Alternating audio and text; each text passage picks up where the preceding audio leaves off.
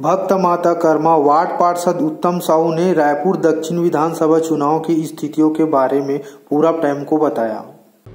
17 तारीख को जो मतदान हुआ सर, निश्चित तौर पे जो है ना, जनता ने कांग्रेस के पक्ष में वोट तो डाले ही हैं। अब चुनाव के बाद चूंकि जो है ना, लोगों की प्रतिक्रियाएं जो आ रही है, अब धीरे धीरे पता चल रहा है कि कांग्रेस के पक्ष में भारी यहाँ पर मतदान हुआ है। और निश्चित तौर पे छत्तीसगढ़ में कांग्रेस पार्टी की सरकार, माननीय मुख्यमंत्री भूपेश बघेल जी रिपीट हो रहे हैं, इसमें कोई किंतु परंतु नहीं है।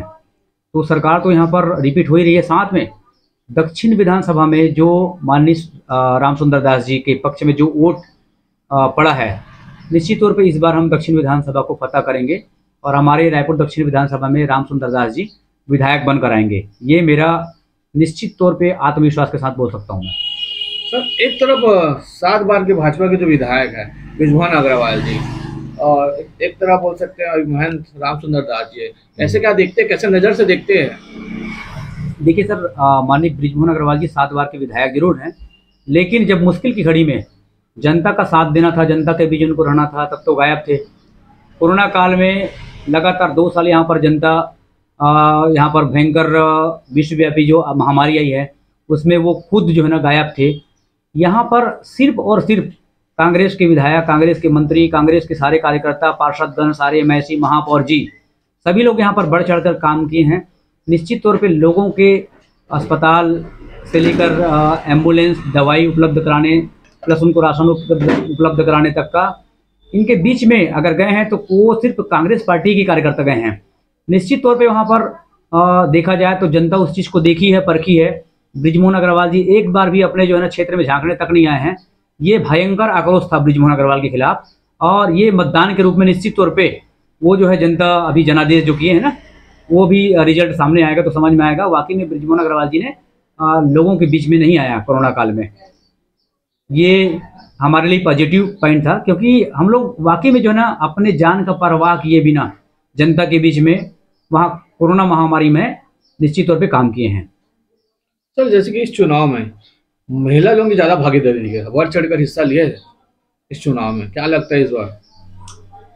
महिला लोग, देखिए, महिलाओं की वोट प्रतिशत निश्चित तौर पे ज़्यादा तो है सर।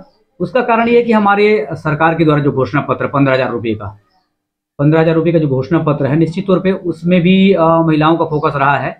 लेकिन चूंकि माननीय भूपेश बघेल जी की सरकार, कांग्रेस की जो सरकार वादा जो करती है उसको निभाती है, और पिछले 2018 का जो घोषणा पत्र देखें, निश्चित तौर पे सारे के सारे वादे उनने निभाए हैं और झूठी वादा नहीं करते हैं।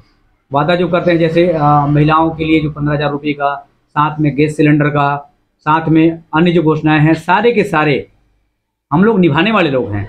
तो इस कारण भी महिलाओं का वोट प्रतिशत बढ़ा है, मुझे ऐसा लगता है। देखिए सर, आप पिछले 15 साल में देखे हैं बीजेपी की घोषणा पत्र सरासर झूठी और खोखली साबित होती है।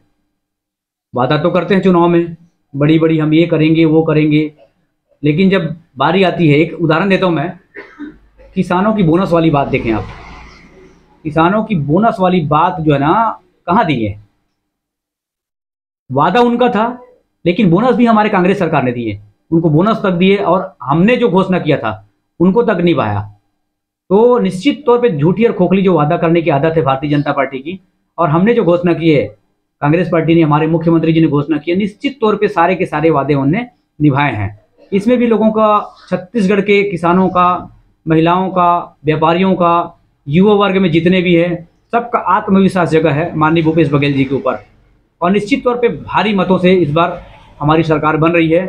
माननीय मुख्यमंत्री जी रिपीट हो रहे हैं, इसमें कोई किंतु परंतु नहीं है सर।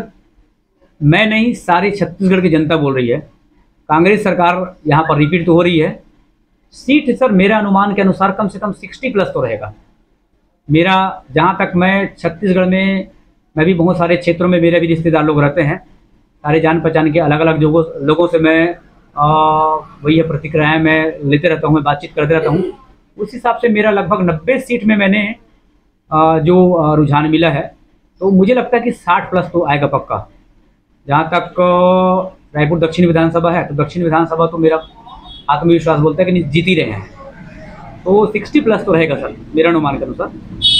रायपुर की जनता को मैं प्रणाम करता हूं और इस चैनल के माध्यम से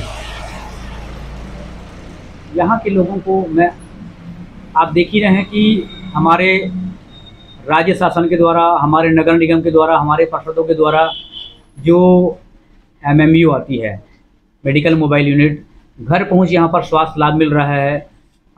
लगभग जो है ना छत्तीसगढ़ में सभी स्कूलों को आत्मानंद स्कूल में तब्दील करने के हमारे प्लान हैं।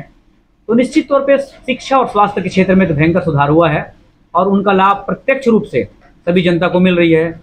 और आने वाला समय में मैं आह्वान करता हूं कि जिस हिसाब से हमारे कांग्रेस सरकार और कांग्रेस के जो महापौर जी और जितने भी हमारे मंत्रीगण हैं और पार्षद MIC गण हैं, सब मिलके जनता के लिए सहयोग करने में कभी पीछे नहीं हटते हैं, रात और दिन एक कर देते हैं। तो जनता से भी मैं आह्वान करना चाहूँगा, जिस हिसाब से आप लोग विश्वास से यहाँ महापौर बनाए हैं, मुख्यमंत्री बनाए हैं, वैसे ही विश्वास बनाए रखें और निश्चित तौर पे यहाँ पर आप लोगों के विश्वास में खरे उतर रहे हैं। सभी शिक्षा, स्वास्थ्य, चाहे कोई भी हो, किसानों की, महिलाओं की बात हो, विद्यार्थियों की बात हो, व्यापारियों की बात हो, हर क्षेत्र में आपका सहयोग के लिए तत्पर हैं। मैं आह्वान करता हूं कि जिस हिसाब से आप लोग सहयोग कर रहे हैं, आगे भी आप लोग सहयोग करते रहें। बस इसी आशा और विश्वास के साथ मैं उत्तम साहू, पार्षद भक्त माता कर्मा, वार्ड क्रमांक 67, नगर पालिका निगम रायपुर, छत्तीसगढ़। बिल्कुल, जय हिंद, जय छत्तीसगढ़।